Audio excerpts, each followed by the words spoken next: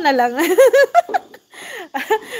Ano na po nyo, ilabas nyo na po si Papa Dan dyan, no? At alam mo po ay si Papa Dan ay ang apple of the eye ni Papa Dan ngayon ay si Joy.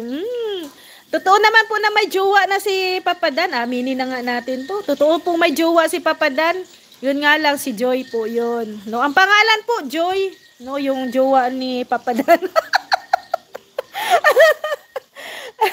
Pambira kayo. O, gawa-gawa kayo ng issue.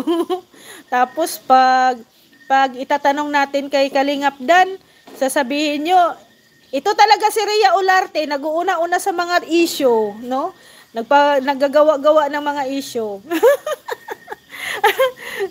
Kayo lang nagre-reaction sa aking upload video, tapos ako pa ang nagagawa-gawa ng issue, pambira. Oh. Ang thumbnail ko nga doon ay tinuldukan na ni Kalingap Dan. Tapos kina-clarify lang po yon ni Kalingap Dan kasi totoo naman po talaga, no? Sa mga hindi po updated, totoo naman po talaga na hindi pa nakaalis si Papa Dan ng papuntang Taiwan. May mga ano na talaga yon, may mga natatanggap na kaming mga balita.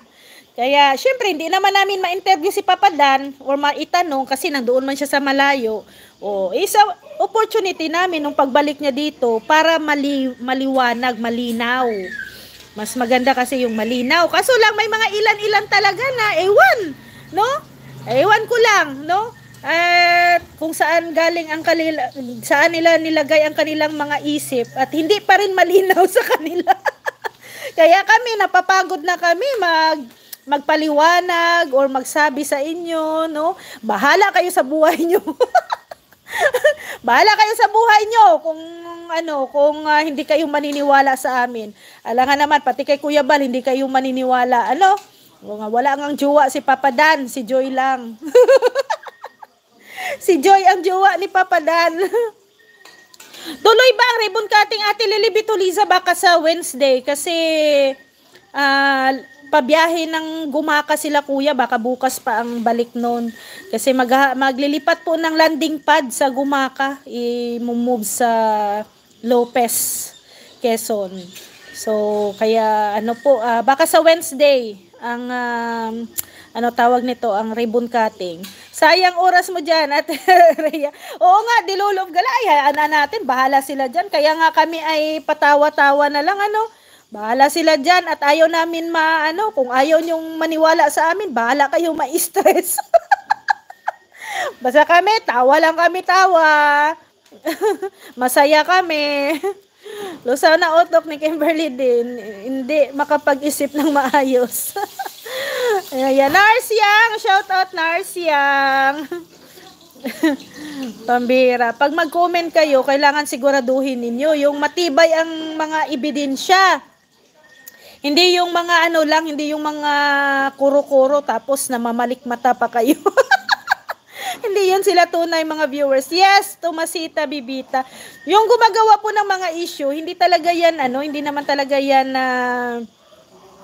tunay na supporters. Yan po ay nagpapanggap lang.